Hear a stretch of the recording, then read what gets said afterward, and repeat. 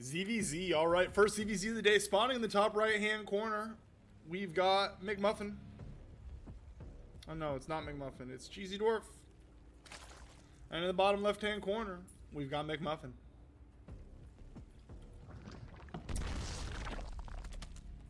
McMuffin immediately starting off with the extractor trick. I smell a 15 hatch. If those who don't know, a 15 hatch in a ZvZ, if they what they're gonna do, the extractor trick to sneak out the extra drone. They're gonna throw up the natural earlier than normal, and this doesn't hit as early as a 12 pool. It's not 12 pool levels of aggressive early, but it typically leads to a very large Zergling flood. Lots and lots of Zerglings coming earlier than most players who open macro will be prepared to deal with them.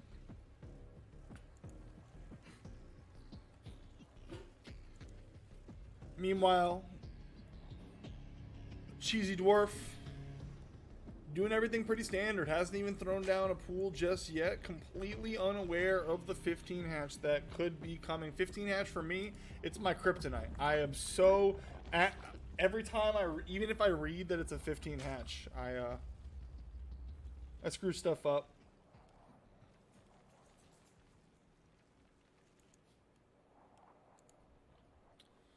It hits. We'll see here shortly. Once soon as this spawning pool finishes, Zergling speed. When Zergling speed hits, there's just going to be a ton of Zerglings flooding across the map, and I think there's a decent chance McMuffin will take the 1-0 series lead off of it. The way it's got to be recognized, this first opening Overlord, it's got to see that this was fast. Either you see that it was quick queens, or that the creep coming out of the natural is way quicker than the creep from your natural. And these are the giveaways that it's a 15 hatch. We take a look.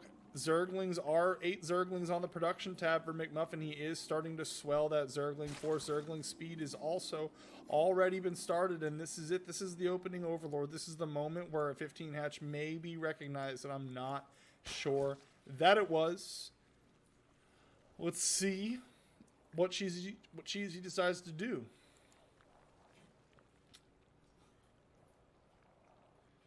He is he's investing in more drones. He does have the Baneling Nest on the way, but if this hits the way that it's supposed to, the Baneling Nest is not going to be in time. Banelings will not be able to get morphed before a large amount of Zerglings are coming. Zergling speed, about 3/4 of the way done. Zergling count, 18 Zerglings on the side of McMuffin, only 6 Zerglings on the other side of the map for his opponent. Some Zerglings are here being a distraction, lulling his opponent into a sense of thinking he has an idea of what type of strategy is coming. But here we go, Zergling speed finishes. Here comes the Zergling flood, and this is the moment. Right now is the moment where he sees all these Zerglings coming across the vision of his Overlord. 4 Zerglings are ahead of the pack, and they are jumping on top of this third hatchery. This third hatchery will not be able to be secured with the amount of Zerglings that are coming. You look at that mini-map, more and more are flooding in here. 2 Banelings will try to morph to slow down the 15 hatches push, but they were morphing in not a safe location, and they will be picked off. 3 more Banelings trying to morph, and these queens in this attempt at putting a spy in will buy a bit of time, but nice micro here out of McMuffin. Targets down all of the morphing Banelings, and here we go. Zerglings are in large number. No Banelings are here to help. Headed into the main base. There is nothing left here. Downfall is the last remaining queen. Downfall the workers. 10 workers remaining. 8 workers. 7, 6, 5, 4, 3, 2, 1. GG is called with 1 worker remaining. McMuffin's going to go up 1-0 in this ZvZ.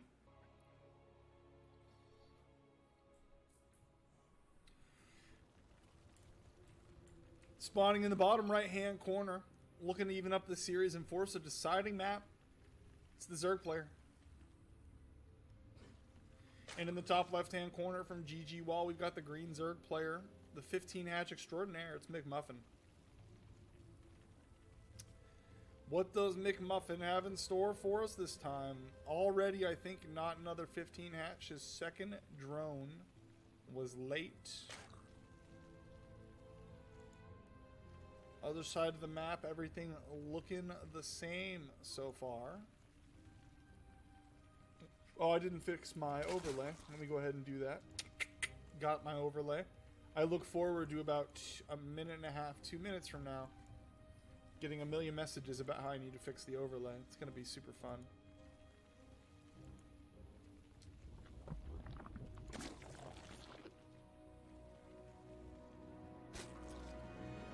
McMuffin has mixed things up a bit. He has gone with a pool before hatch, so this is once again going to be early pressure. It's not a 13-12 level of commitment, but it is going to be some early pressure.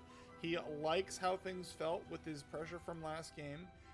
He thinks that his opponent is probably not going to be expecting a 12 pool, because 12 pooler is usually 12 pool in game 1.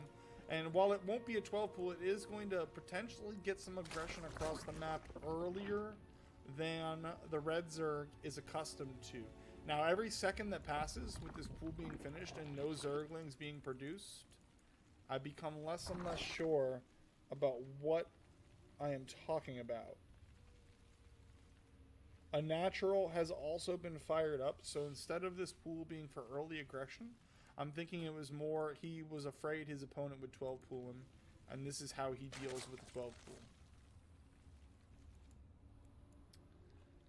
Already, things are looking better for our red Zerg. He's got a supply lead. He's ahead on army, ahead on workers. It's subtle, but early in the game, it's not a bad place to be.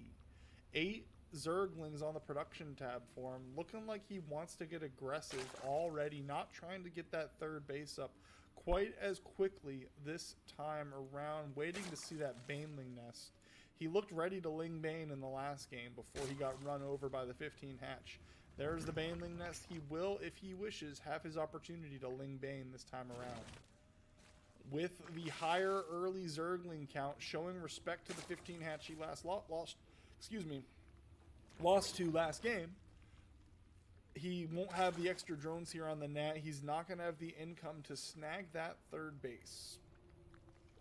But his opponent, also with his opponent's weird opening, his opponent going with a pool so early, his Baneling nest is later. I think he's still in a strong position here. McMuffin at the dreaded 36 out of 36 supply block might as well start up another Overlord. This supply block really going to hurt McMuffin early. It should be a really, really strong window here for our red Zerg to get some damage done. Morphing all of these Banelings at home is a very defensive move. I don't know about that.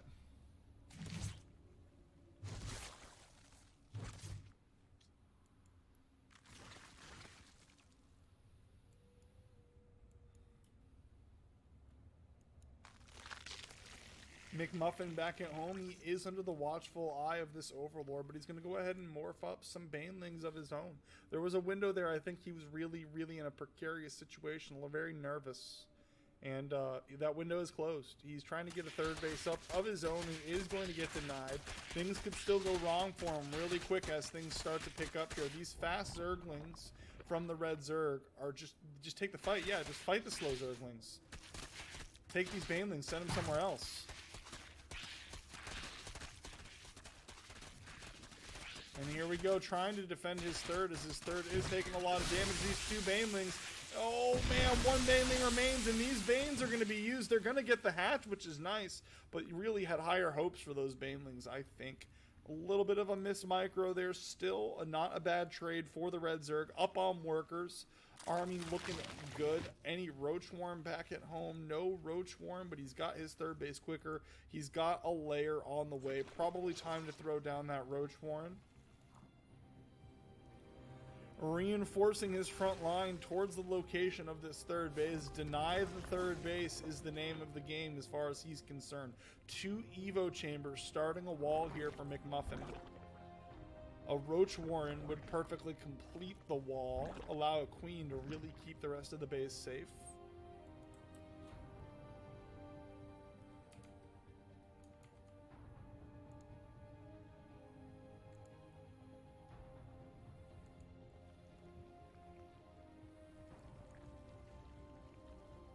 This third base is the advantage that our red Zerg is sitting on right now. He is droning it up very confidently. Still down on drones altogether, but that extra base is not a bad place to be.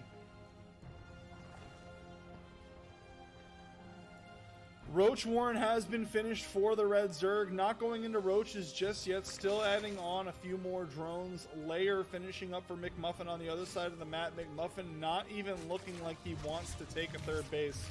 And it's hard to imagine him not getting outproduced here as this heads into the next stage of the game. A little bit of an attack here down by the third. Baneling looks like it did blow up. Do some nice damage to some drones. But, yeah, that's a fully saturated base. It did not do the damage it was hoping to do.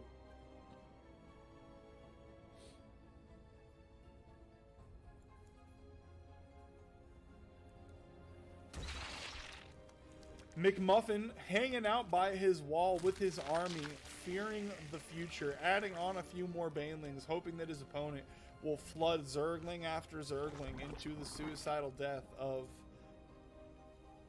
Banelings in a wall. But that's not going to be the case. +1 ranged attack is on the way for the Red Zerg. Roach speed is going to finish very, very soon. Adding roaches into this army looking very scary. And McMuffin's response, McMuffin's Hail Mary play here is to throw down the Spire. So McMuffin has added a few roaches on, but I don't expect to see that roach count continuing to swell. As the Spire finishes up, mutas will begin to come out, and the mutas, how much damage they're able to get, how much they're able to keep the Red Zerg back at home is going to be a huge deciding factor. Now, this did get scouted here. It gets scouted by the Red Zerg. Let's see what he does back at home. Back at home, he's already got a spore in his main. He's throwing down the spore in his nap, adding a spore to his third as well. Fourth base is coming down here. Going to be hard to secure, not a significant enough queen count to secure it, but adding on that Hydra Den, I think will probably be okay. You never know with mutas, because there's a lot of micro potential with mutas to really stall things out, really get back in a game, force your opponent into a lot of Hydras, run those Hydras over with some Banelings. It's a way to play the matchup. But if we look at the supply, 145 supply to 98 supply, Red Zerg has macroed so much better. He droned up. He got that third base. Third base for McMuffin is trying to come up, but it's going to get run over here by this Roach Ravager. The one advantage from McMuffin here, the Roach Ravager going out onto the map, while there are a few mutas, and these mutas will eventually clean up the Roach Ravager that is moving out to deny this third. They're flying. Nothing in that Roach Ravager shoots up. But how much damage will the Roach Ravager get done in the meantime? Well, they're at least going to get the third. Mutas are posturing aggressively, realizing that there is a death force on their front door, and they will need to come home and battle it out. Here comes the army from the Red Zerg, inching forward, wasting a little bit of time on the creep tumors, raining down some nice files on the gap in the wall, and the mutas have returned. The mutas are eventually going to clean this up. That is not, nobody's doubting that. Nobody has any questions about that. But how much damage will get done in the meantime? The Roach Warren has fallen. No more roaches can be added on here for McMuffin, but look at the count beginning to thin. This is enough mutas that they are thinning the count here at the wall. McMuffin making his last stand here at the wall, and it is looking like he will be able to come out of this in a pretty decent position. He's still down 20 workers. Moving the roaches in, but that entire army has been thrown away. McMuffin is sitting here. What is going to be back at home to deal with the mutas? It's pure Hydra. Pure Hydra against the Banelings that might get morphed here. This could be a real big problem here. The Red Zerg is in a precarious situation. What is he going to do? Zerglings jumping on top of this base. Spores doing some work here against the mutas. The mutas, better late than never, recognizing the threat. A few of them getting caught up in the mix will fall to the spores. But all in all, a very good trade here for McMuffin. He is struggling to get his third base up back at home. Moving in towards him. The Red Zerg is looking to get his damage done. Here we go. Reinforcements on a move command. Rallied to their death. Trying to jump on top of these Hydras. What is left to kill these Hydras? Nothing. Nothing is the answer. Nothing is left to kill these Hydras. Coming home quickly are the mutas, but this is not enough mutas to deal with the Hydras in his Nat. Hydras in the Nat can end the game right now if they want to. They will pick off an Emo Chamber. They're playing very, very cautiously. McMuffin desperately trying to get a third base up, trying the forward third base location. It will get spotted right as it finished. It will get taken back down. Supply so heavily in favor of the Red Zerg. Down falls the natural from McMuffin. Here come the Banelings. The Banelings will slice and dice through these Hydras, and that will look nice. This will get cleaned up. The Baneling Muta will push up, clean up another push, but we are now down to a 1-base Zerg against a 3-base Zerg. How much damage can these Mutas get done? Will it be enough damage to crawl back into this game?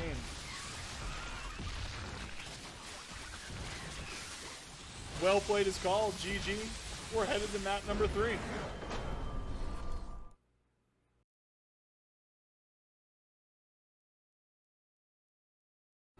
It will not be the 15 hatch. Looks like it's going to be 17 hatch opener, maybe 17 pool. Nope, 16 hatch opener from McMuffin back on the other side of the map. Looking similar from the Red Zerg.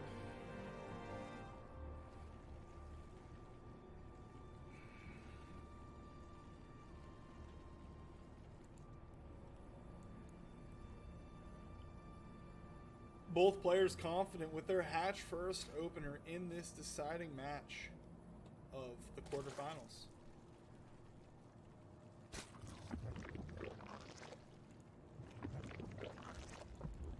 So I like how McMuffin set this up. Both players actually setting this up with the presence of mind to, if they're getting rushed, you can put a queen in this gap and really abuse that. And just impressed to see that, especially at the skill level. That kind of attention to detail is going to lead both of these players to much higher places on the ladder in their future. Fighting it out, showing that they can hang in there, toughen it out with their fellow plats. Looks like we got a little lag. Is it me? Yes.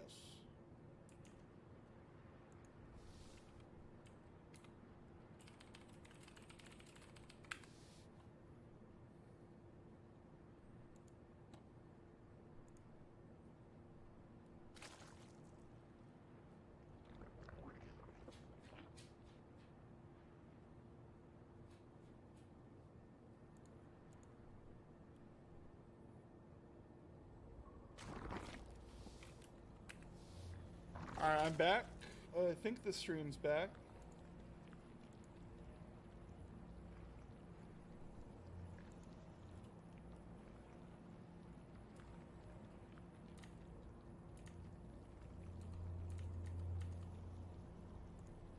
My internet is back, but the stream is not.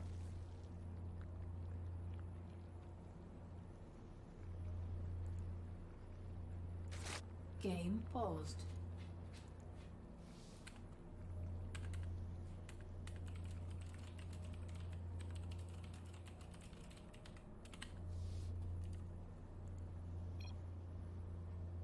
And the stream is back.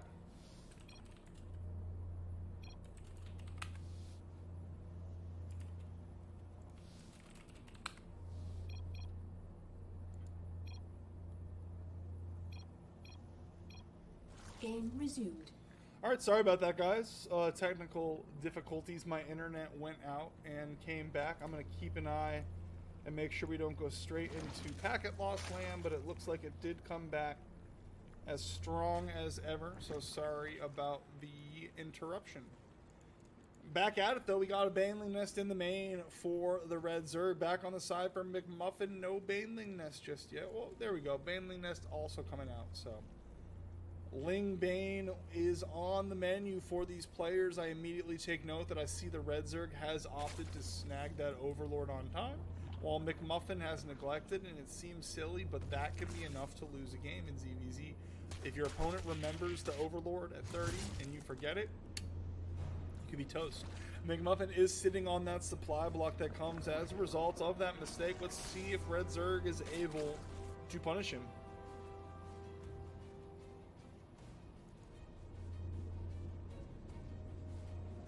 Baneling Nest about to finish up here for McMuffin.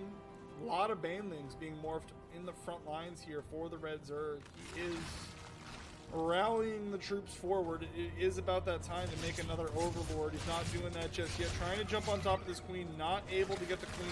Banelings arriving to the party. Who will get the better of this Ling Bane trade? Down falls the first Bane from this side, and there we go. It's going to be a wash. Everything's going to fall on both sides, but a nice little hit squad of Zerglings remains for the Red Zerg. He is going to get a couple Queens for his trouble. Queens are great at shutting down the production of your opponent this early in the game, looking to continue to bring on the damage worker count-wise. More Zerglings are going to pop. I don't think this is going to be sayonara here for McMuffin, but it is a nice start here for the Red Zerg. Looking to possibly get a counterattack is McMuffin. Leaning forward, leaning backwards. They're sitting on relatively even worker counts here. The big difference is going to be that third base that is going to finish up here for the Red Zerg. If he can live long enough to reap the benefits of that, he should be in a strong position going into the mid-game. Banelings arrive, and they are not going to trade out very efficiently here for the Red Zerg. One Zergling headed ahead of his forces, looking to pick off a Baneling, and he will get the Baneling for his trouble. This Baneling looking to get some damage. It had an opportunity there. It gets a pretty decent connection, but will it be enough to crawl, well, to defend what's coming across, not to crawl back into the game, but to defend what's coming across the map? A large hit squad of Zerglings headed down towards the third of the Red Zerg. McMuffin looking to deny this, thinking twice, headed towards the main, thinking maybe I can end the game. Says, all right, you know what? I'll settle for the third.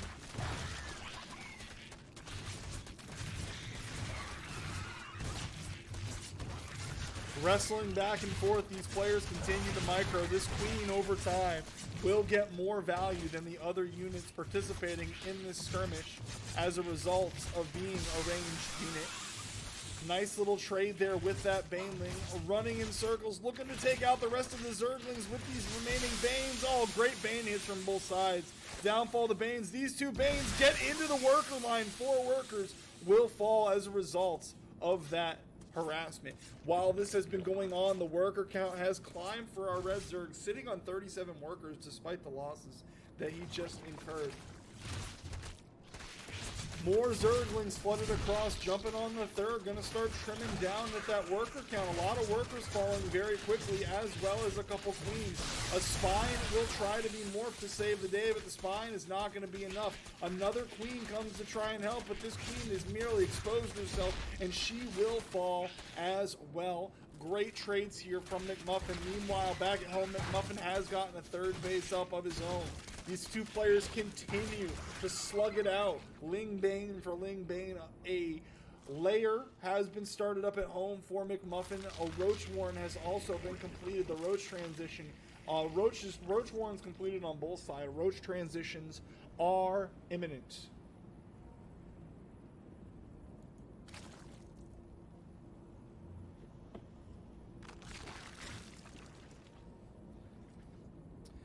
Red Zerg up 3 workers, up a little bit of army. McMuffin going to go ahead and swing that army back in his direction. McMuffin, if you look at the production tab, has started to go into his Roach transition. Transitioning to Roaches first could be what wins him this deciding matchup. Few Zerglings do get in the main, attempting to be annoying, but Queens are going to be enough to deal with that. Very, very nice looking Roach skins. Roaches are beginning to pop. More Zerglings coming across the map, looking to continue harassing. Red Zerg hoping to get back into this and start massing a Roach army of his own. Neither player looking to go into Spire. This is going to be Roach v. Roach. A little bit of dancing there, sparing the Banelings from an inefficient ending.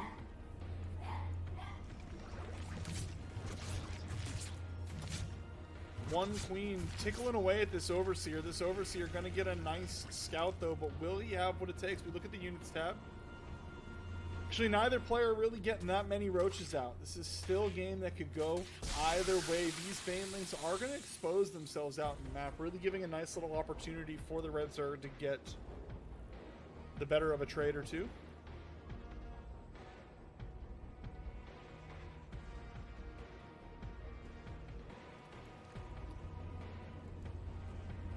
Few Roaches here on the front of the Nats. Back on the other side, both armies seem to be at a standstill. It's like Christmas during the Revolutionary War. Banelings had an opportunity here to get in here, but they were on an A move or something. They really could have done a lot more damage, but they do get 3 workers for their trouble. No fourth base started up yet by either player. Second Evo chamber being added on for the Red Zerg. Are there any Evo chambers for McMuffin? That could be a problem. Oh yeah, he's got 2. So he will be ahead on the upgrades. +1/+1 about to finish up. A little run by Banelings comes through. They will tickle some roaches, but that's all that they're going to do.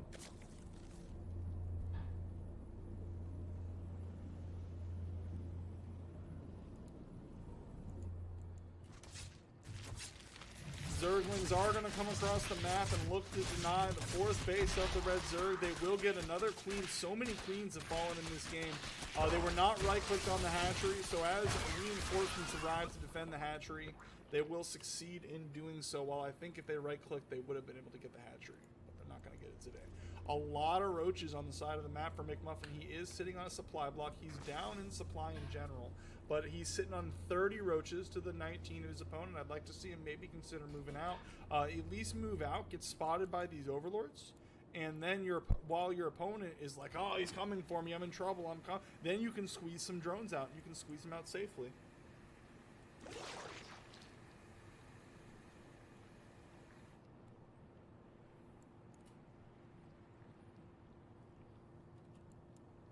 Looks like I had a little more internet problems. Maybe I'll reboot the router after this game.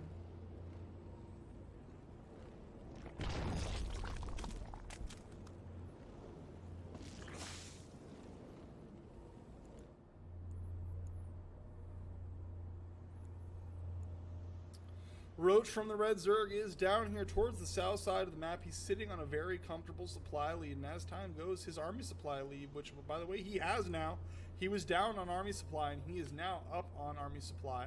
He has evened the roach count out, and that should be a continuing trend. His macro is looking stronger. An Overseer is going to get a nice scout, but the scout basically confirmed there is no Spire. There's nothing to be immediately concerned about. There is a Lurker den on the way, and eventually that'll be a problem. But Red Zerg looking to end this game before he even has to concern himself with Lurkers. A few Lings getting ahead of the pack aren't going to be able to get anything done, but here comes the Roach versus Roach. It's the battle we've all been waiting for.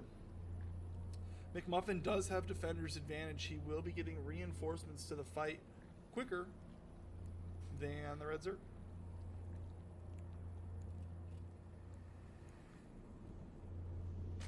Moving in towards the north, but this choke point is not going to be where you want to move in towards the base. Both players are going to bile. Both players are going to back off.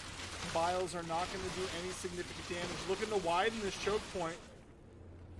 Both players recognizing this to be an insurmountable. Splitting the army, very nice there by the Red Zerg. Back and forth he goes. I like the fourth, I like the back. Army continuing to be reinforced. We look at this army supply. While this is going on, Red Zerg is pulled quite far ahead in the army supply. Evened up a bit as he moves up the ramp, but here goes the fight. Biles falling down from the sky. Great Biles will land here for McMuffin, but the supply is so overwhelmingly in favor of the Red Zerg. He's built a bigger economy, and his forces are chewing through the opponent. Both armies on 1-1. The superior numbers, the superior ability to rebuild is going to be enough to put the Red Zerg into the semifinals. Moving in towards the third, the lasting damage will begin to be put down. Popping reinforcements, desperately trying to regroup and prevent fatal damage to be sustained at the base, but it is not going to be enough. He will hold off this wave, but the supply tells the story. Another wave arrives.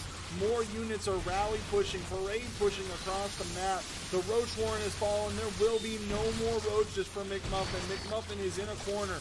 He is leaning on his heels. Every unit that is popping is trying desperately to complete in this game, but that's going to be GG.